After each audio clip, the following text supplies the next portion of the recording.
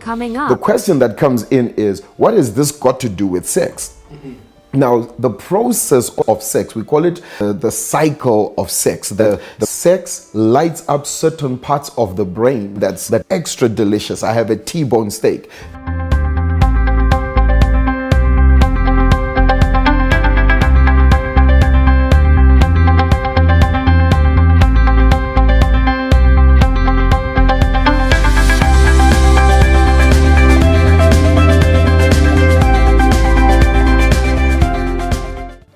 Welcome to Marketplace with Charles. Marketplace is brought to you by Art of Skin Care, the company that brings out the beauty in you, and Kuisa Lodge, where dreams do come true. From deep in the heart of Mabalingwe Nature Reserve, as well as Grace Farms, your number one fresh produce. I am Charles Ngobeni. On Marketplace, we redefine your future by equipping you with tools that you need to achieve your entrepreneurial dreams. Each week we bring you insight from experts in different fields of business, from wise men and women of great stature. Today we'll meet a pastor, an author, entrepreneur, life coach, and a church planter of note. He's passionate about seeing you successful. For the longest time, people have thought of sex in terms of only giving birth and physical enjoyment. We have hardly thought of the mechanism that makes sex to be what it is. But can sex boost your success in business? My guest today will try and explain this in details. Sex and business. Dr. Tish, welcome to Marketplace with Charles. Hey, Charles, it's so good to be here. What a joy and what a great job you're doing. We're so excited. You know, you're coming here for the fifth time?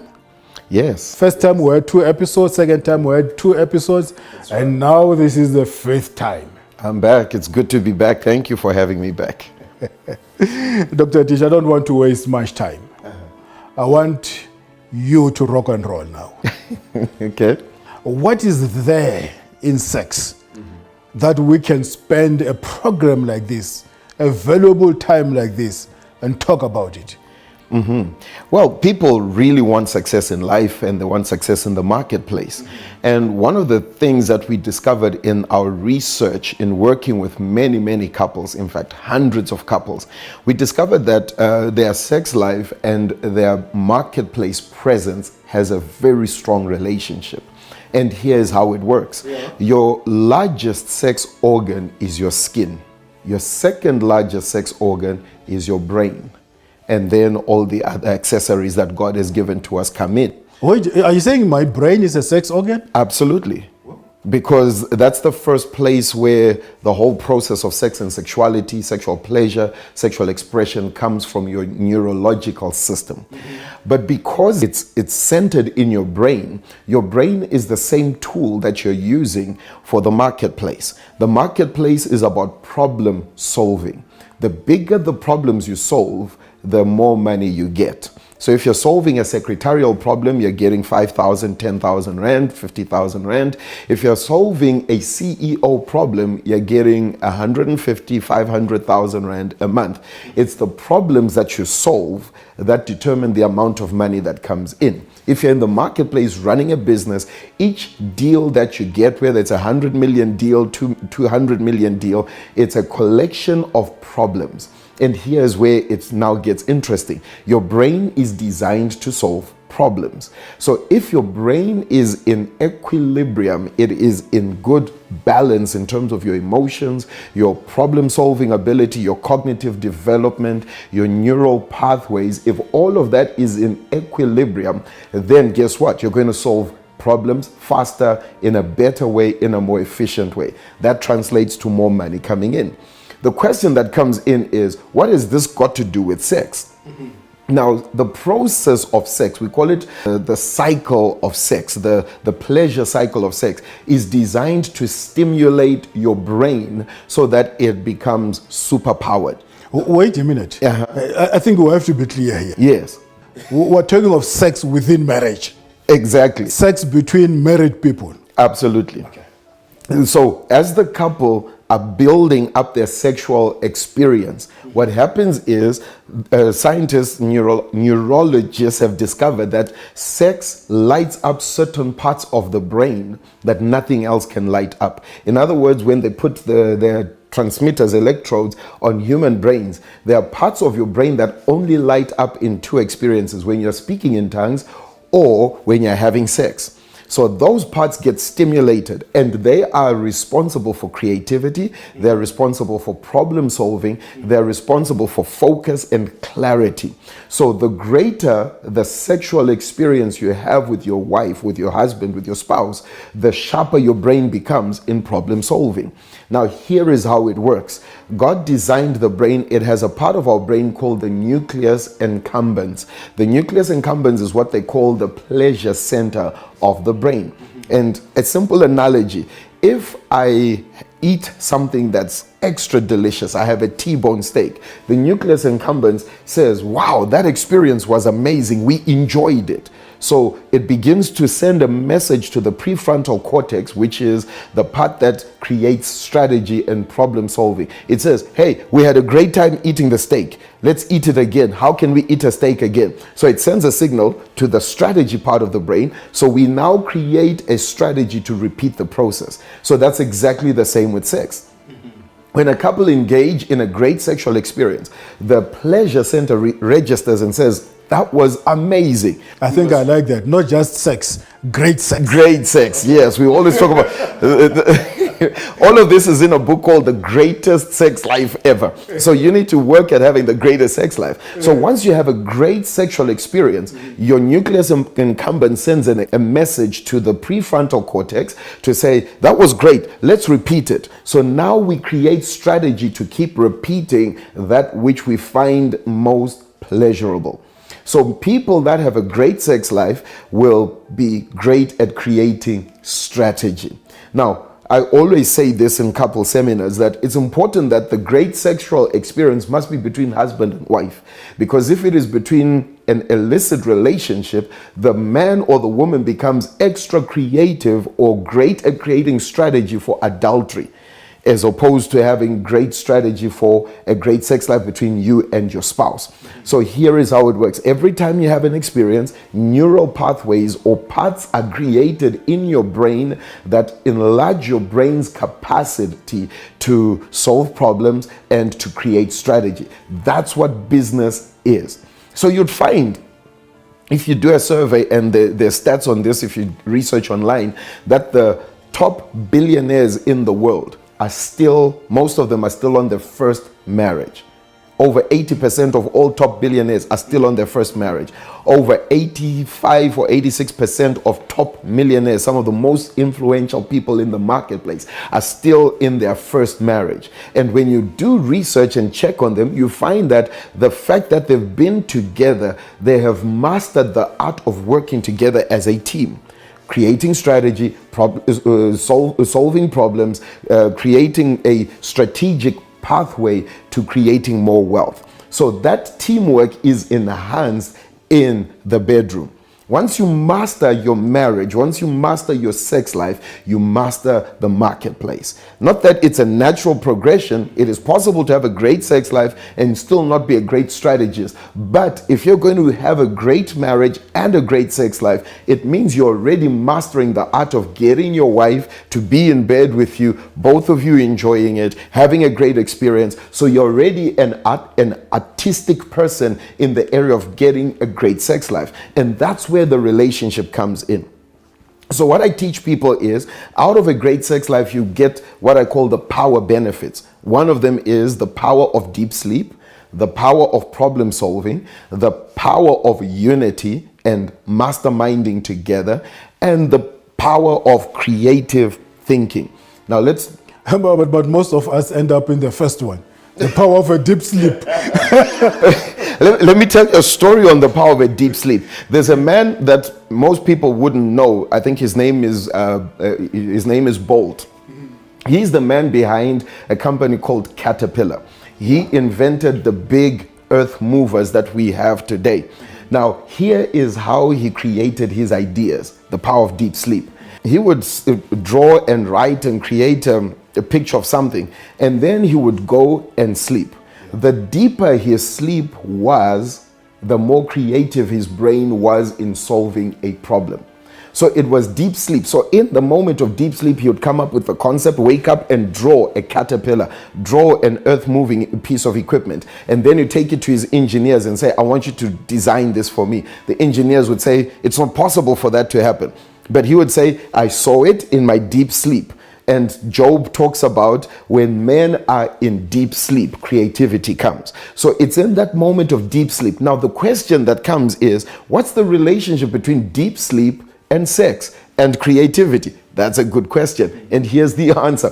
When you have a great round of sexual intimacy with your spouse, doctors have proven it. You release a whole lot of hormones, and the result is deep sleep.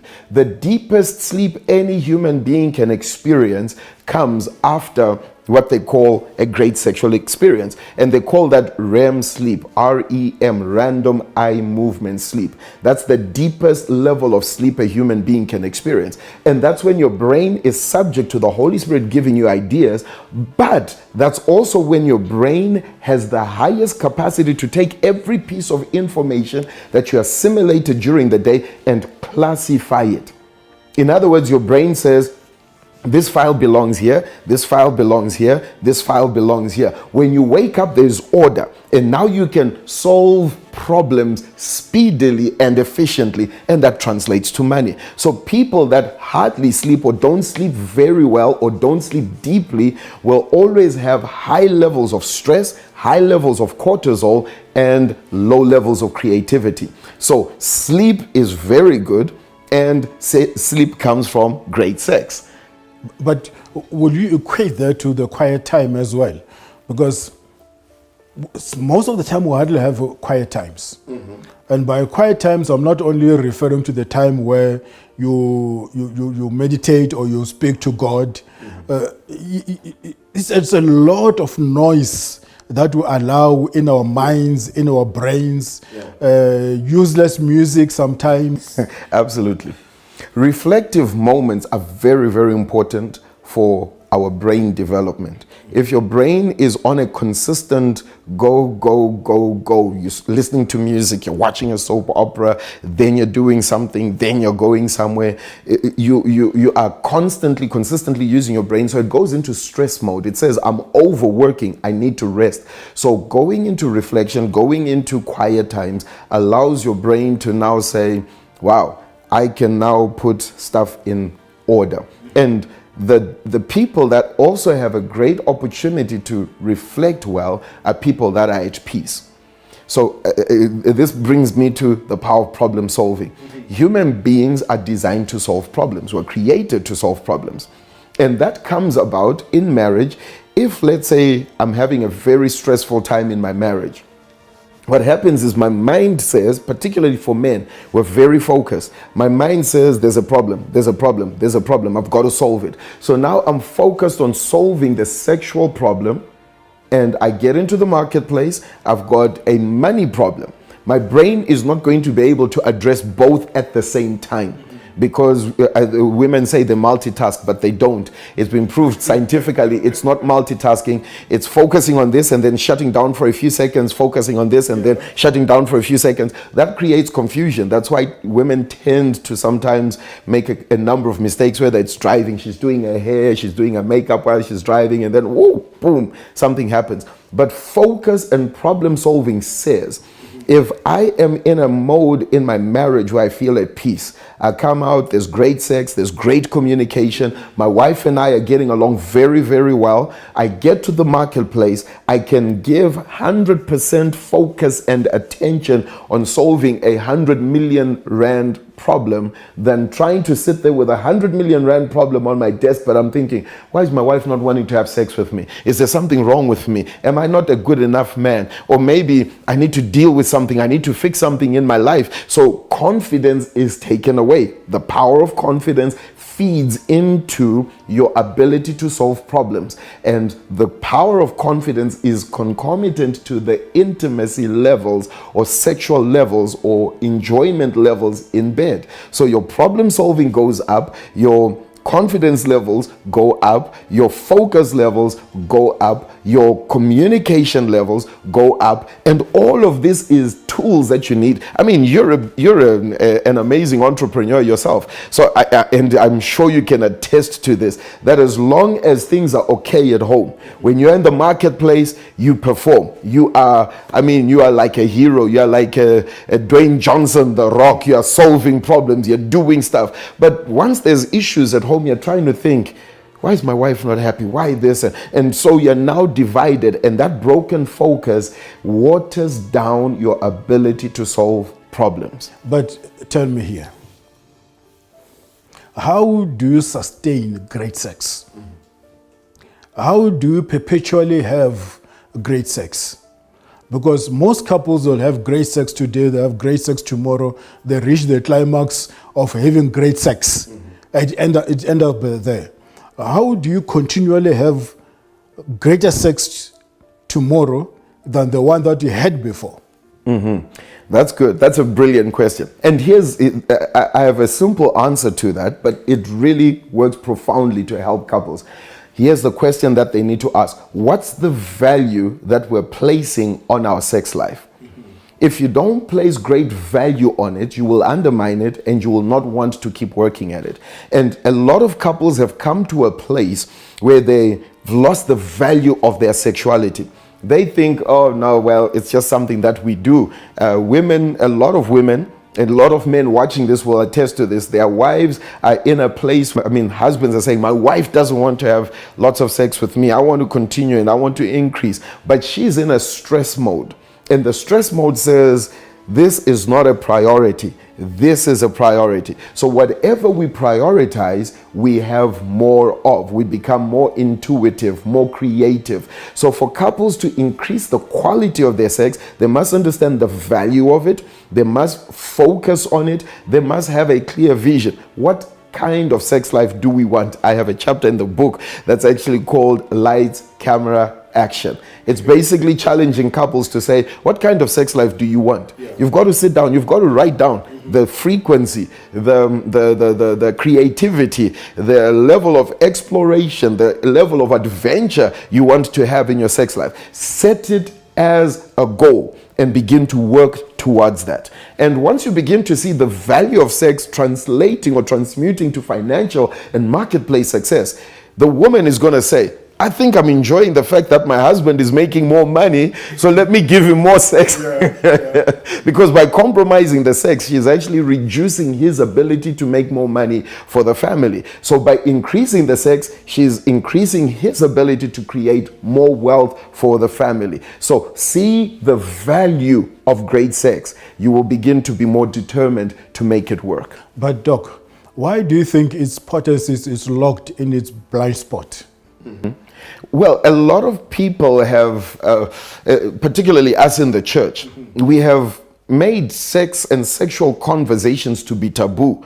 We think that talking about sex is sinful, it's carnal, it's demonic, but the Bible, I always tell couples that if the Bible was to be made into a movie, it would be a PG-35 because it's very explicit. God speaks a lot about sex because sex is important. So we need to shift our mindset from the wrong perspective about our sex lives to begin to think of sex as a wonderful thing and think of sex as a useful tool for enhancing human relationships and human success. So we demystify it by bringing out candid conversations about such an important topic. Wow. Well, what more can I say? I'm tempted to say something after the break.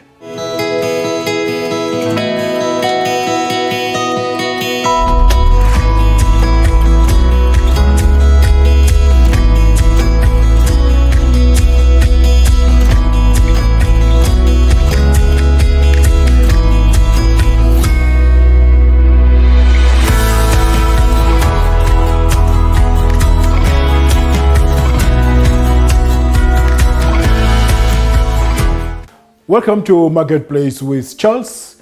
I'm sitting here with my lovely guest. You know, the last time I met him, it was Pastor Tish. And that's why I still continue to make mistakes, Pastor Tish, Pastor Tish. And he's no longer Pastor Tish. He's now Dr. Chish. And we are discussing sex and business. Dr. Tish. Yeah. Hot topic, yes. Let's talk about the upside of sex. Okay. I tell a story, personal testimony. As you say, I was Pastor I love it. Personal testimony. Personal testimony. Okay, go for it. I was Pastor Tish. Yeah. I remember going through school. My teachers told me I was a waste of academic time because my cognitive capacity in class was very, very low. My assimilation of information was very, very low. And the two ingredients that totally transformed my brain's capacity to assimilate information, number one was speaking with other tongues, praying in the Holy Spirit. That was a life-transforming encounter. And number two, it was a great sex life. When my wife and I got married, our sex was not great. I didn't understand sex. I was one of those pastors that had preached against sex a lot because I was a youth pastor. So I told people, stay away, abstain. Then when I'm married, I felt guilty about sex. So it took me almost 5-6 years to move into a place where my wife and I could say we had a great sex life that began to grow and develop from that, and all the principles and the truths are actually in the book. But when we began to have a great sex life, that's when I began to realize my brain was changing. My ability. I went through and I got my bachelor's. And I can tell you now, I went through my bachelor's. I ran a very busy schedule. I had no time to study. But I passed every exam just by sitting in class and listening. My brain had an amazing ability to assimilate information and write it on a paper in an exam and pass. I did my master's exactly the same way. I did my doctorate exactly the same way. And I realized that my brain had totally changed. When I began to research, I began to understand the power of what they call epigenetics. Basically saying what you are is not just a product of where you're coming from, but it is a product of what information you are assimilating and what processes you're going through. And there is no other human experience that enhances brain development like great sex within the confines of marriage. The greatest brain and psychological, emotional, cognitive development comes from a great sex life, because your brain absolutely goes through an amazing process, from the process of foreplay all the way through orgasm, all the way back to your resolution. You're going through an amazing experience where hormones are being released into your neurological system, signals are going back and forth at a rapid pace, and by the time you're done and you've gone through your orgasm, your brain is going through resolution. It's now saying, we are ready to take on the world. That is why men or people that have a great sex life have this confidence about them. Going back to the concept of epigenetics, let's use an interesting example. Some research was done some years back on mice. They took mice, and 2 sets of mice and a mother. They called them pups, the pups of 2 different mothers. And in mice, they discovered that a mother that is high on affection will always produce pups that are more confident. A mother that is low on affection produces less confident pups. And the way she shows her affection is by licking the mice. So a mother that licks her mice will produce kids that are very confident. And we know that confidence is an important part of the marketplace. You cannot go and sign and get deals and sell and make good sales if you're timid, and you can't sell a Mercedes, you can't sell a car, you can't sell a product anyway if you're timid. So they did this experiment and they discovered that, okay, it's the licking, it's not a genetic thing that says because your mother was confident, you will be confident. But it's because your mother showed you affection. So they took the pups and exchanged them. So they gave them the pups, the non-confident pups, to the mother that showed high affection. And those pups totally changed and became confident. Now let's bring it into human experience. A husband and wife that have a high level of affection and expression of affection will always, the husband will leave the home so confident and ready to take on the world. He can deal with any challenge, any problem, any situation, regardless of how difficult it is. But by virtue of the level of affection that he's getting from his wife, his performance in the marketplace will always be extremely high. So the key here is high affection marriages produce high confident performers. So this is the upside of a great sex life. It produces great confidence, great clarity, great focus, great brain development. So anyone out there can become a doctor. Even if they told you in school you were a B plus, B minus student, you can move to B plus, to C, to A, to whatever. You can become a brilliant thinker simply by having a great sex life. So for couples, I encourage wives, give your husband as much sex as you possibly can. Don't give him these excuses. I'm tired, I've got a headache, I've got a backache. Give him great sex. He'll become confident. He'll perform very well in the marketplace. And guess what? He's not going to be tempted. He's going to be so clear about coming back home. I always talk about make your husband come home. It's a pun, and it's very intentional. If your husband is not coming home, he's going to come somewhere else. So it's important that you build a high level of affection between the two of you so that his confidence factor, or even her confidence factor, is extremely high to solve problems. Now you see, I keep coming back to this thing about solving problems because the marketplace is a collection of problems. The business that goes to the top is the one that's got the best solutions, the best innovation, the best creativity. And again, that comes back to a great sex life. If someone wants to get hold of your material, because we ran out of time, and I can see you're loaded, how do they get hold of Dr. Chish?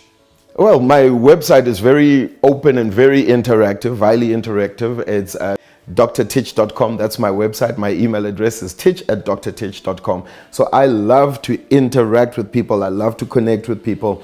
All our books are there. I've published 14 books to date, and 3 of them are powerful on marriage, 3 of them are powerful on the marketplace. So we call those the marriage trilogy and the marketplace trilogy, the wealth trilogy. And I would encourage any business person who wants to really become highly successful to read those books. And to connect with you. Yes, get coaching, get your marriage coached until your sex life is great and you'll be able to achieve highly in the marketplace. Well, Dr. Tish, thanks for gracing our studio. Hey, Charles, thank you. Well, viewers out there, I am Charles Ngobeni signing off on Marketplace with Charles. Thank you very much for watching this episode. You can get hold of me on all forms of social media. God bless you. See you next time, same place.